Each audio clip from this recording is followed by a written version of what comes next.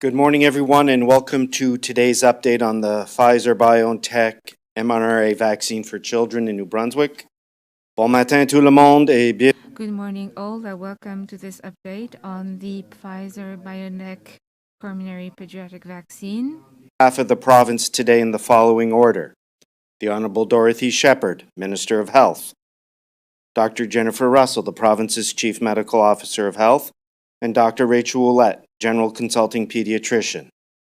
Les porte-parole aujourd'hui. The spokesperson are in order: the Minister, Madam Minister Dorothy Shepherd, Madam Chief Medical Officer of Health, that's Dr. Jennifer Russell, and Dr. Ouellette, pediatric here in Fredericton. Minister Shepherd.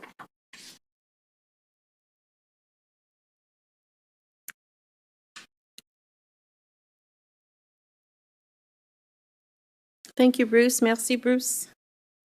Good morning. Bonjour. Last week, we learned that children aged 5 to 11 are now eligible to receive Pfizer-BioNTech Comirnaty COVID-19 vaccine. The vaccine was carefully reviewed by Health Canada, and the National Advisory Committee on Immunization has recommended its use. Many New Brunswick parents and guardians have been waiting eagerly for the opportunity to have their children vaccinated against COVID-19. And I'm pleased to announce that as of Friday, they will have the opportunity to do so. Pediatric doses, which contain a smaller amount of the mRNA vaccine, have already started arriving in New Brunswick.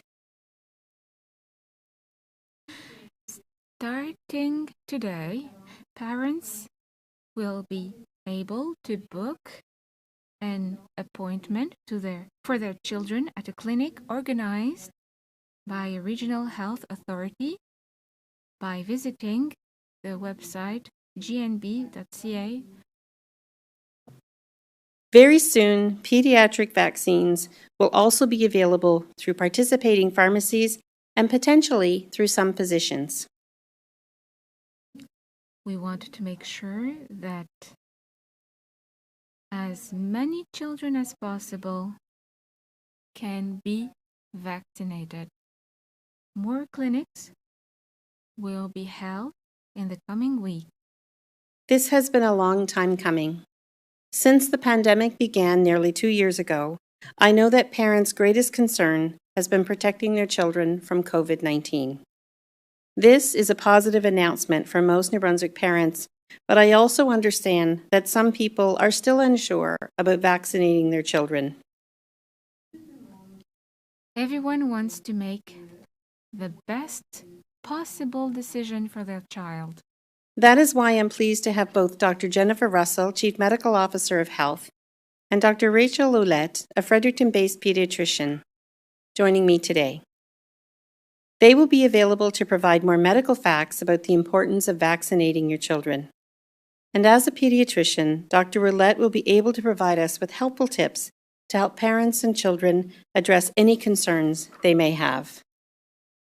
I also encourage everyone to visit www.gnb.ca/coronavirus, where you will find a detailed FAQ about how the vaccine was developed, tested, and approved, the efficacy of the vaccine, side effects, and tips for helping your child get a needle if they are nervous. You can use this information to help make the right choice for your family. I can tell you that with the increase of variants of concern like the Delta variant, we have seen increased cases of COVID-19 in children in New Brunswick in recent months. Approximately 30% of cases reported since the beginning of September are among the youth under 20. By vaccinating as many people as possible, including children, we can significantly reduce the spread of community spread. We can also lower the likelihood that other variants of concern will change into more infectious strains. We can put ourselves on a path to moving forward through this fourth wave, beyond the pandemic, and back to a more normal life. We will all continue to have a role to play in eventually bringing the pandemic to an end. Now, parents have an additional tool available to them to help slow the spread of the virus and provide their children with an extra layer of protection. Thank you. Merci.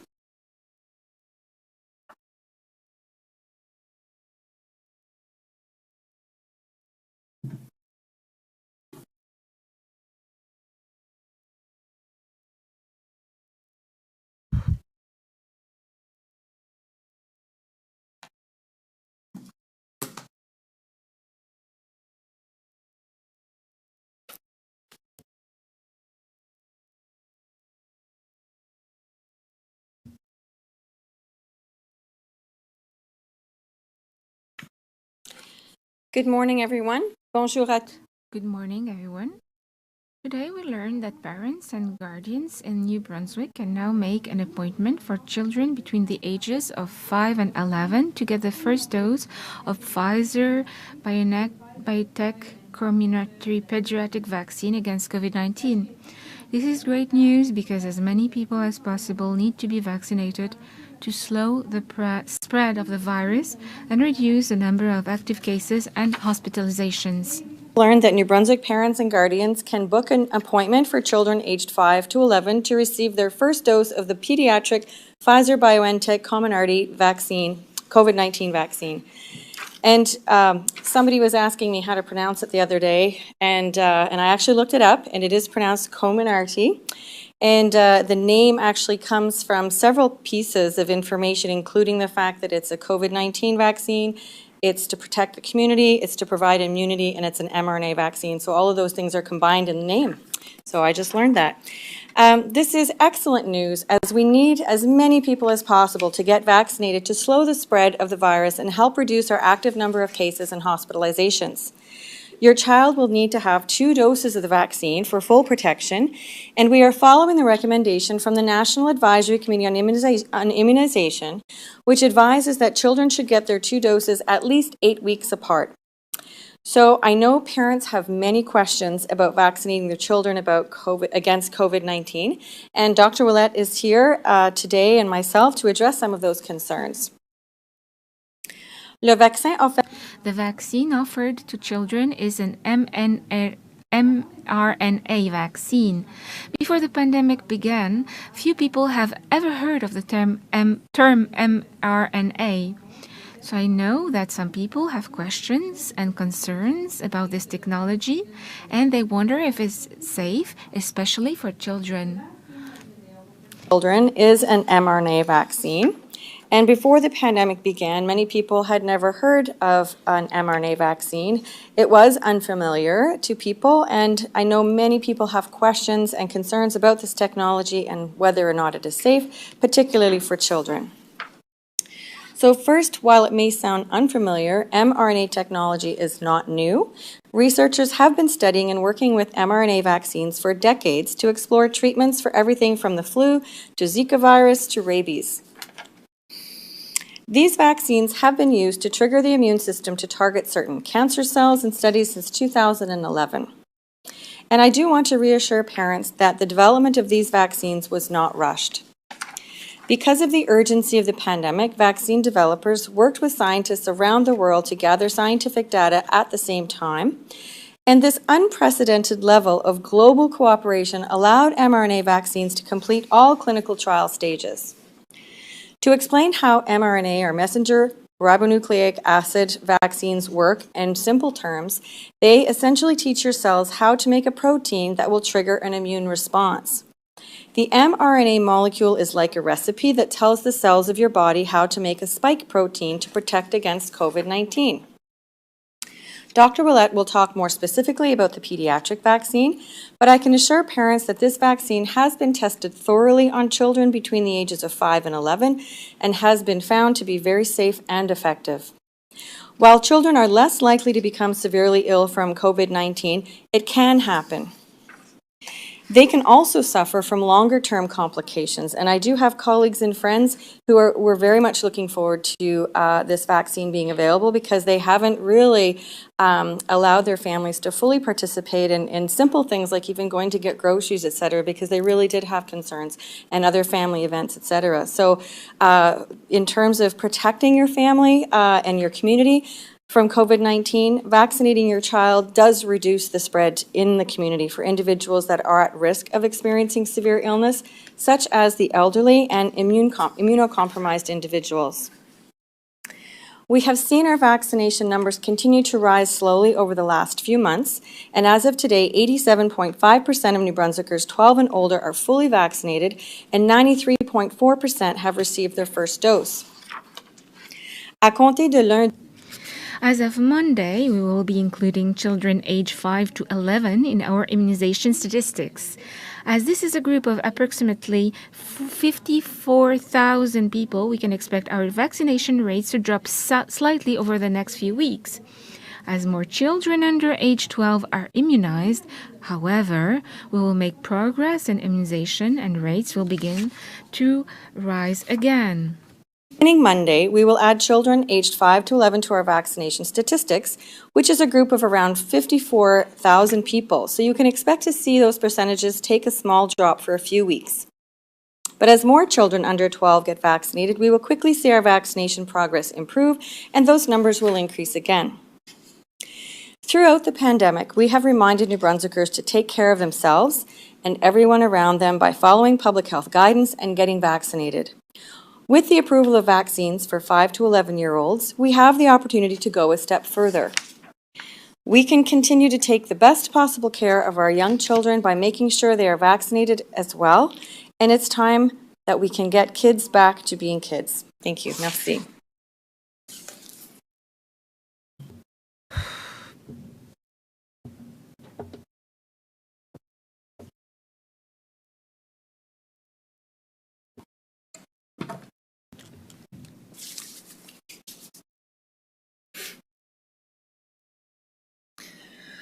Good morning. Bonjour. My name is Dr. Rochelle Willette, and as Bruce mentioned, I am a general consulting pediatrician here in Fredericton, New Brunswick. For the past 20 months, we have all felt the impact of the COVID-19 pandemic. But as a pediatrician here in Fredericton and as a parent myself, I know that this has been an especially difficult time for parents. Many parents have struggled with the adjustment of having our children learn from home for periods of time. We have also dealt with anxiety about our kids' safety when we do send them back to school. That is why it is great news that Health Canada has approved Pfizer Biotech's Comirnaty mRNA vaccine for children aged 5 to 11. I know there is a lot of information out there about the COVID-19 vaccine. Some are good, some are not. And people who have been vaccinated may be reluctant to do the same with their own children. As a mother of young children myself, I am so eager to get them vaccinated as soon as I can. I want to assure all parents that the COVID-19 vaccine has been thoroughly tested and has been found to be safe for children. Health Canada is recognized internationally for its independent drug review process, and it bases its decision on scientific and medical evidence that shows the vaccine is safe and effective. Before it was even reviewed by Health Canada, the vaccine was tested through a series of clinical trials, and these studies determined that the vaccine is safe for our children. They also determined the most effective dosage for this age group, and this dose is a third of the dose given to people 12 and older. The clinical trials showed that the vaccine is just over 90% effective for children aged 5 to 11 after receiving both doses.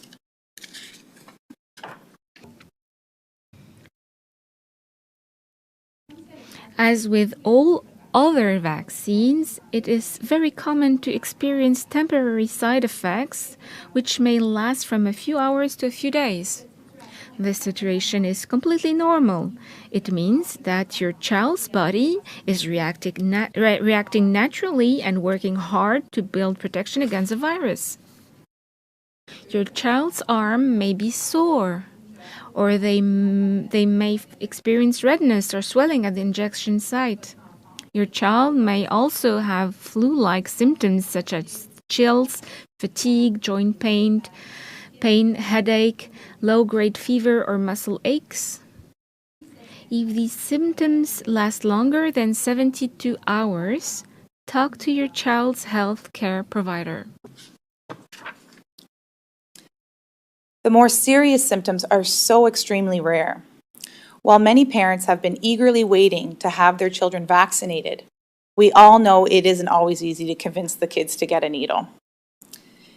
My kids call them pick-picks. In my practice, I often encounter children who are scared of needles, and I know how difficult it can be as a parent to see your child experiencing fear or distress. I recommend bringing your child's favorite toy to their appointment, or a distraction, like a phone or a book. It's okay to give them screen time for this scenario.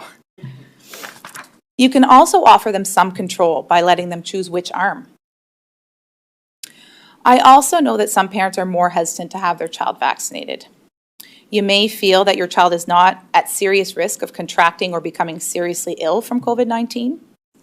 While some cases of COVID-19 in kids are mild and asymptomatic, it is also true that some kids have become very sick. They can end up hospitalized or even die. Long-term COVID-19 complications or symptoms like fatigue, shortness of breath, or difficulty concentrating can last for months after the infection.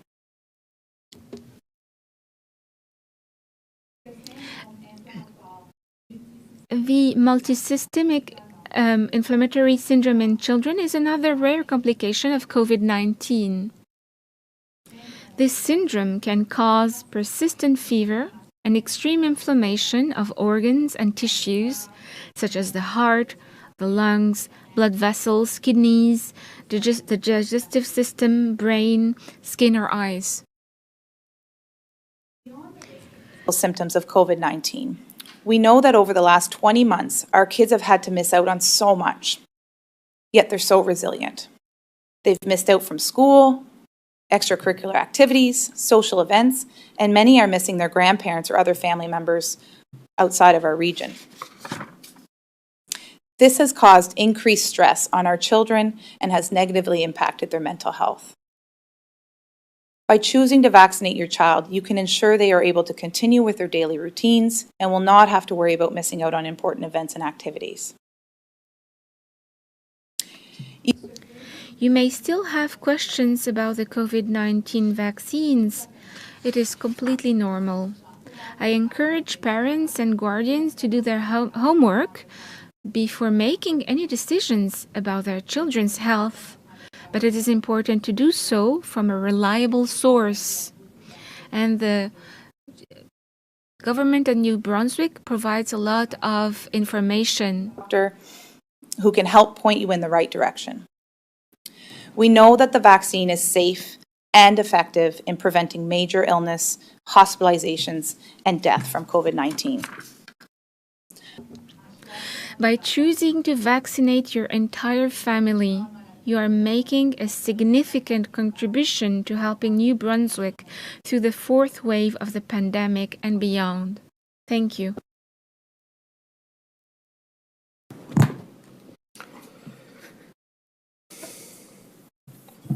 Thank you, Minister Shepherd, Drs. Russell Moulette. Merci beaucoup, Ministre Shepherd et Dr. Russell et Dr. Moulette.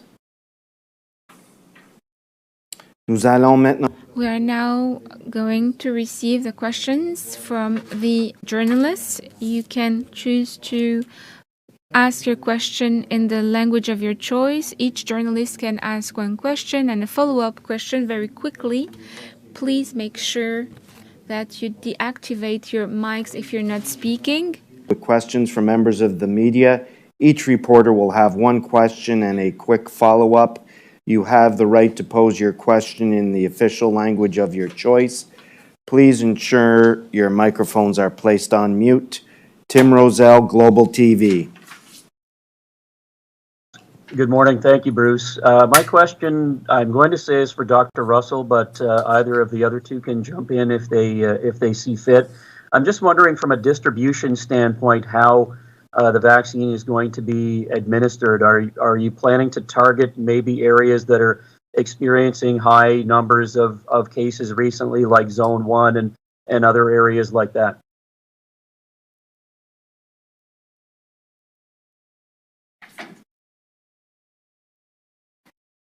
So Tim, thank you for that.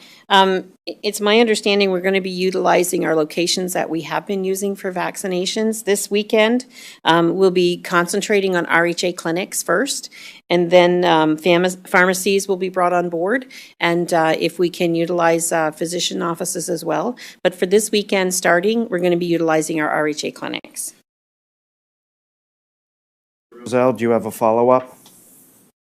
Maybe a clarification and then a possible follow-up. Just to clarify, though, will it be strictly with the RHA clinics and no sort of special emphasis on those areas that are experiencing higher numbers right now?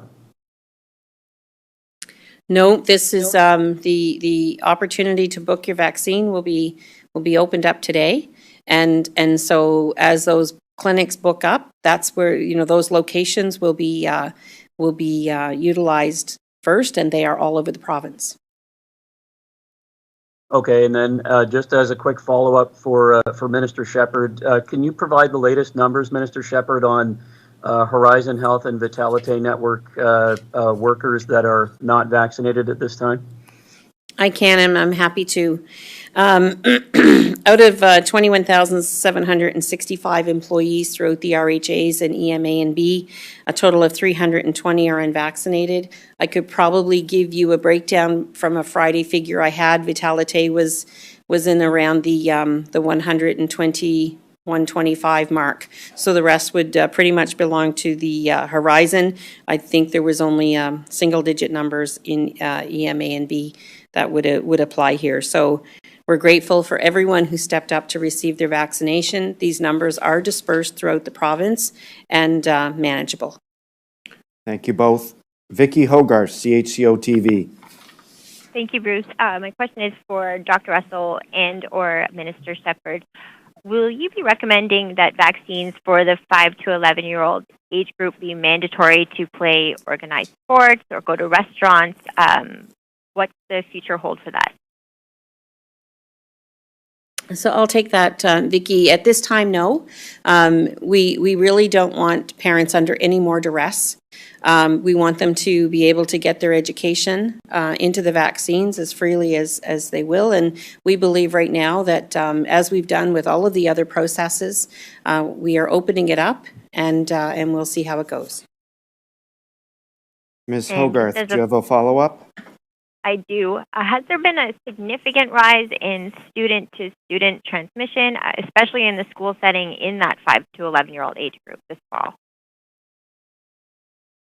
I'm not aware that there's been an increase in student-to-student transmission in that age group this fall.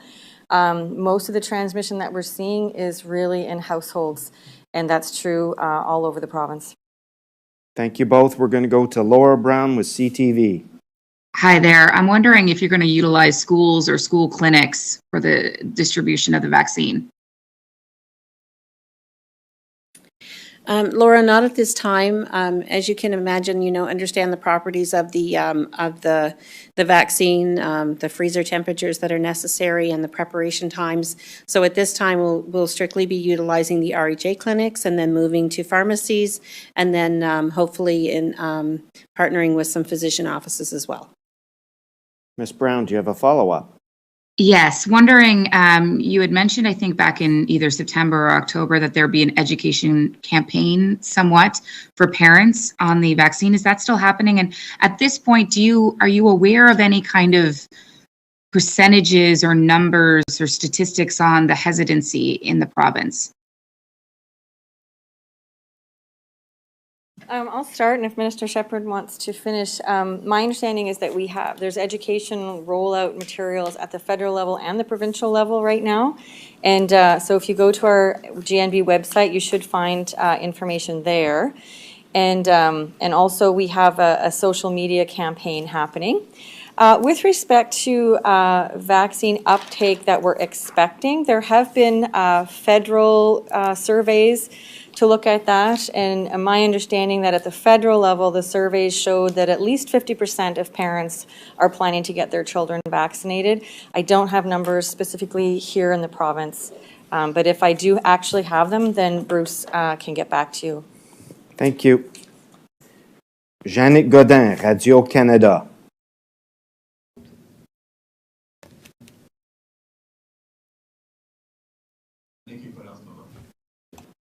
He's not here right now.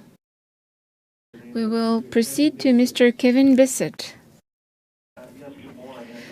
You gave the statistics as far as the number of unvaccinated employees, but I'm wondering what kind of impact have you seen as a result of those, and any issues or things that had to be canceled?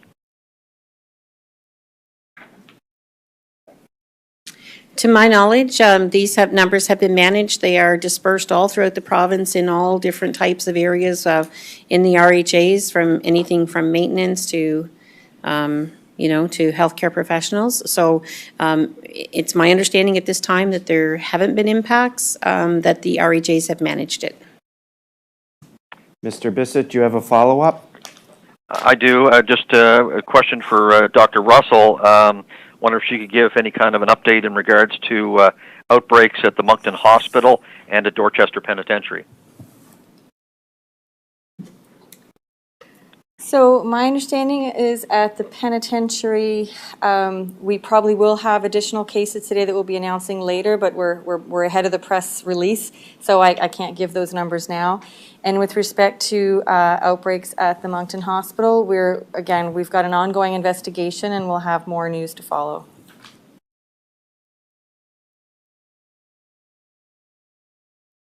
Hadil Ibrahim, CBC.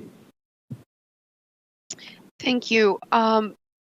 For Dr. Shepherd or for Dr. Russell or Minister Shepherd, can you explain a little bit about what impacts you think this rollout will have on general population spread and hospitalization numbers?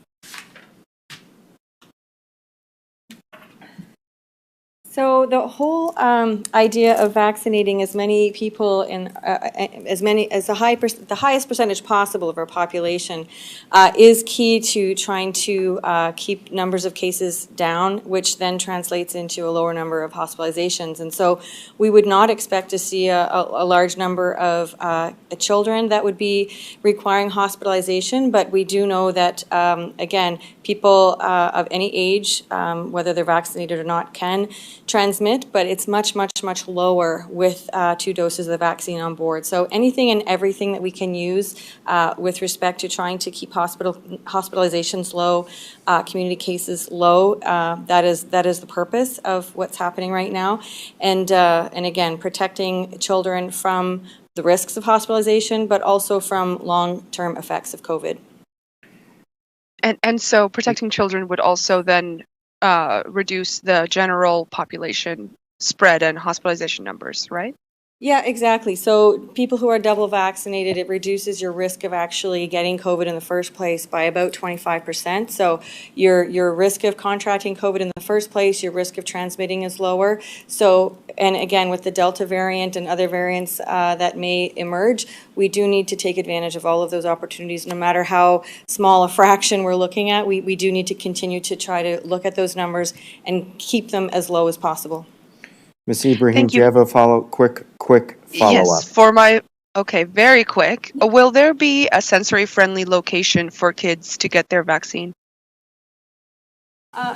So throughout our vaccine rollout, there are adults and older children who have issues around whether it's privacy, confidentiality, or fear of needles and things like that. So within the RHA settings, and I assume within the pharmacy settings, they do actually have the ability to accommodate that need for a quiet area. Obviously, if there's a higher number of people requiring that, they would have to look at that. But my understanding is throughout the entire immunization rollout, they have been able to offer that. Thank you. Thank you. Pascal Rochna de Radio-Canada. Yes, my question is for the Minister of Health. It's regarding your decision to not distribute the vaccine in the schools. I would like to understand what is your logic behind this. Because in PEI and Newfoundland, the governments will include the schools in the distribution. I would like to know what is your explanation or your rationale in New Brunswick. Thank you. So we have worked with our RHA partners in this, and at this time, we we need to see how the vaccinations go. We believe that the RHA clinics around the province, there are an extensive number of them throughout the entire province, rural and urban, and the vaccination will start this weekend.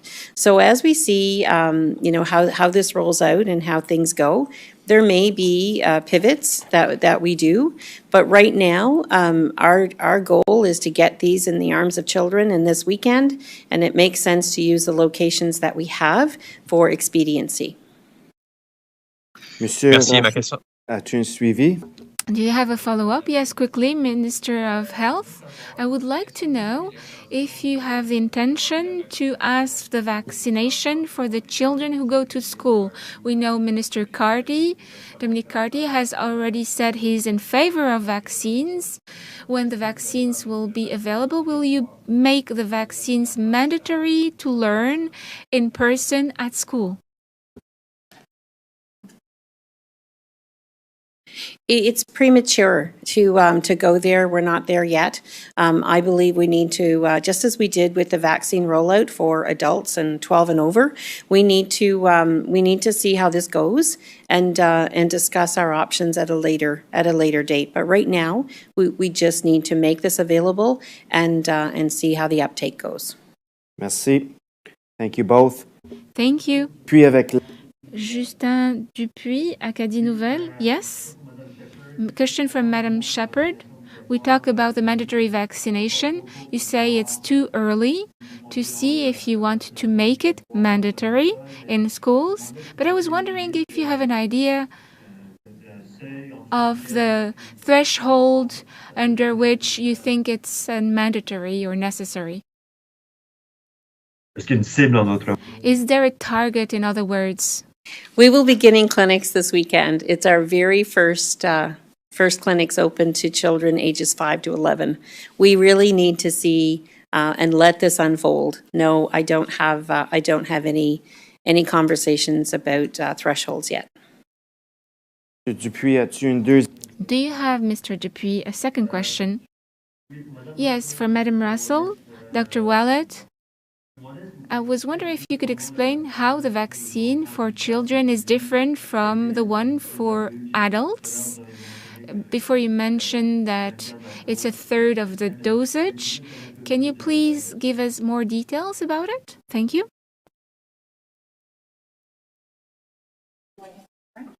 Yeah, right.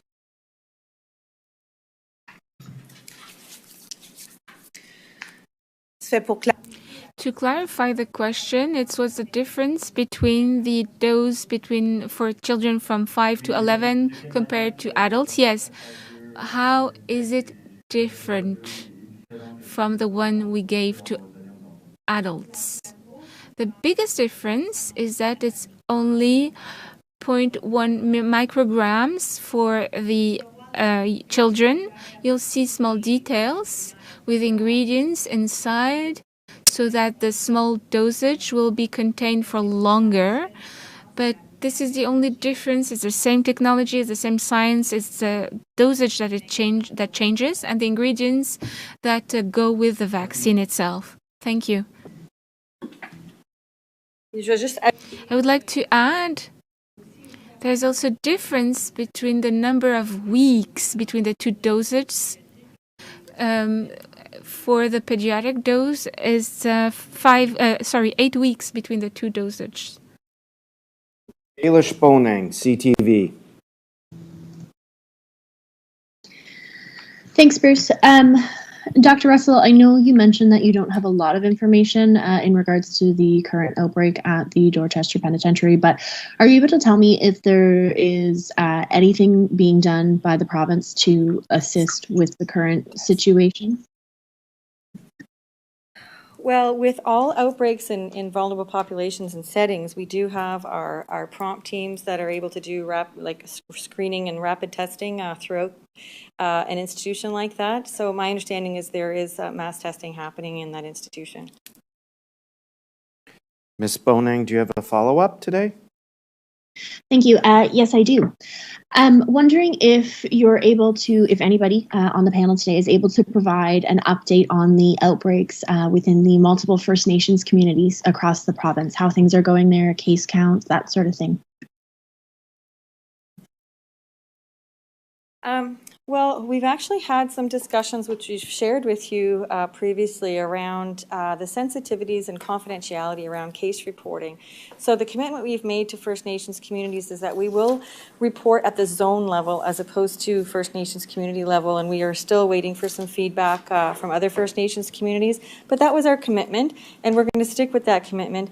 And so all I can say is that our usual approaches with respect to First Nations communities in those settings, in whatever outbreaks or case counts are happening, we do have relationships at the community level with our medical officers and our regional teams, and they're working on all the different situations that are happening at the same time.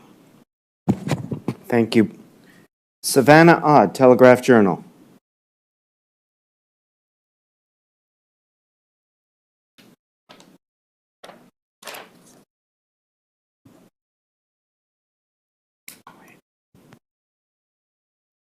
Savannah?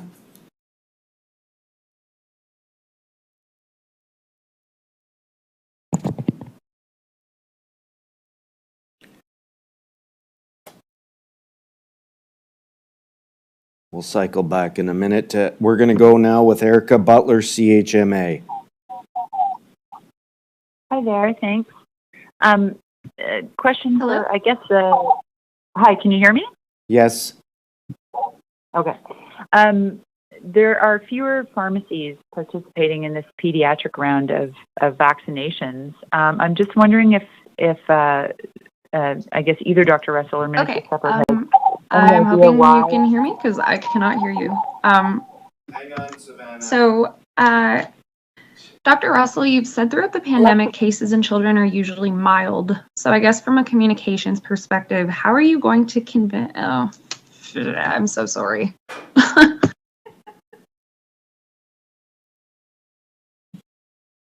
Okay. So We're going to deal with Erica Butler first. okay. About Erica, can you please continue your question about the pharmacies?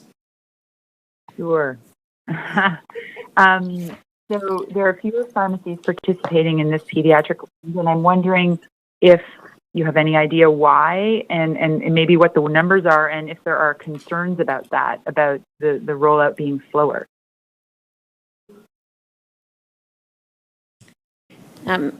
Yeah, I think we need to see how today goes. We need to see how many people are signing up. We have it's Tuesday.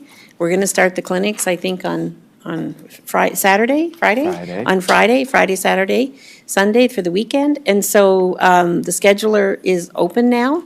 And I suspect that we're going to have a lot of people trying to get on that. So I think we really need to see what resources we're going to need. We're looking at about 54,000 children, and so it's much less than the actual population. And so we're going to be able to, it's too early to tell with regards to what resources we're going to need. But we know we have them, right? Pharmacy has participated in this all along, and so we know we have them as a partner. Ms. Butler, do you have a follow-up? Yes, please. I'm wondering, can we expect clinics this weekend in more rural areas? Will the rollout this weekend be widespread right away, or will it be concentrated in the cities?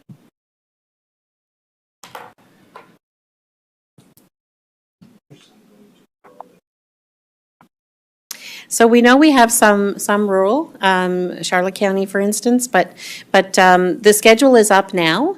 And I think what we need to see is the bookings that are happening and then where we might have gaps. But again, we're talking about 54,000 compared to the hundreds of thousands that we've already done. So I think that as always, we start early with our rollout and we pivot when we need to and either enhance with more services and bring our pharmacies online. We know we're bringing pharmacists online. So I expect that we'll be able to fill gaps that way. Thank you. Savannah Odd.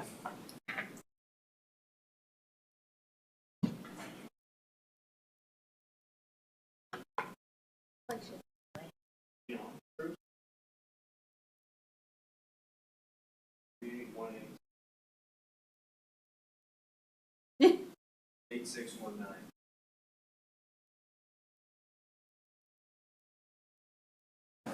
Bobby Jean McKinnon. Yes, hello, can you hear me? Yes, loud and clear. Thank you. Dr. Willett, what are the main concerns you're hearing from parents about the vaccine? A little louder, please. I'm sorry, Dr. Willett, what are the main concerns you're hearing from parents about the vaccine? So the question was, you would like to know what parents are concerned about with this vaccine, correct? What you're hearing from parents, yes. What I am hearing from parents. I think it's just the unknown, right? We all want the best for our children. The studies have been done. I have reviewed them with a critical eye and feel they're safe. And parents are trying to access that information as well. And so I think it's just the unknown. But I can tell you that with the information that we have now, we know that it is safe and that it is effective. Thank you. Ms. McKinnon, do you have a follow-up today? Yes, I do. Thank you. Dr. Russell or Minister Shepherd, how long do you anticipate to get the first doses administered? A little closer to your microphone, please, Ms. McKinnon. Sorry, Dr. Russell or Minister Shepherd, how long do you anticipate it'll take to get the first doses administered?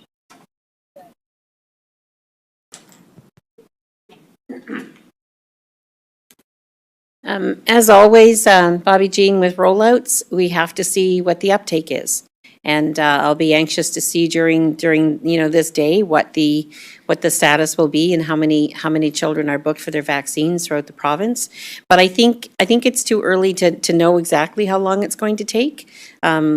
We always know that we usually start strong and we win and wang and we'll see how those numbers come on a daily basis. I think it's too early to decide how long this is going to take. Thank you. Savannah Odd, Telegraph Journal.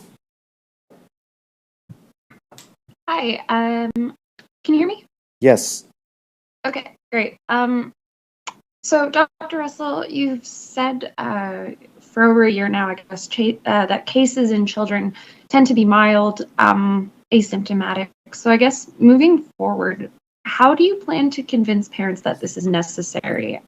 If we're talking mild infections, why bother? How will you kind of address and get ahead of those questions? That is a very common question. And I think when you're talking about children, we want to protect every single one of them. So even if the number of kids who would get sick is very small, that is not an insignificant amount when it comes to children. So that's first and foremost. Parents want to protect their children not only from severe outcomes with respect to hospitalization and death, but they also want to protect them from long COVID and the long-term effects of COVID. So we know there's those issues that parents are concerned about for their children, and we are as well.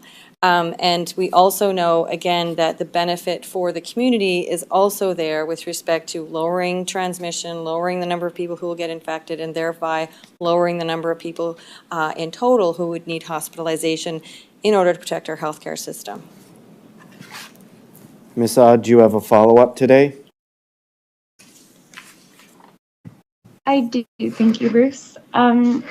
Also, probably for Dr. Russell, earlier this year, the CDC had been studying some stats around heart problems in young boys after getting the vaccine. I guess for those who sort of saw some of those statistics that might have been concerning, do you know if there's any available numbers or sort of statistics around the negative outcomes for youth who get COVID, whether that's hospitalizations, whether that's long-term effects? Is there anything that can maybe help people see that picture a little clearer? It could be in the materials that we have at the federal level or the print level. I'm going to review them again to find out. But certainly with respects to the vaccine itself, in terms of the side effects and reactions that we've seen with the 5 to 11-year-olds, the studies that I've looked at haven't really had any adverse reactions other than the local reaction of redness and soreness in the arm, which, again, in terms of reassurance and confidence in the vaccine, I think, again, that low dose for that age group does provide a great amount of immunity without the same systemic reaction that you can see with other, with the higher doses in older kids. Thank you. Thank you, Dr. Russell. Thank you, Dr. Ouellette. Thank you, Minister Shepherd. Merci beaucoup à vous trois. That concludes today's update. Thank you very much. Voilà la fin de notre mise à jour. This is the end of our update. Thank you all.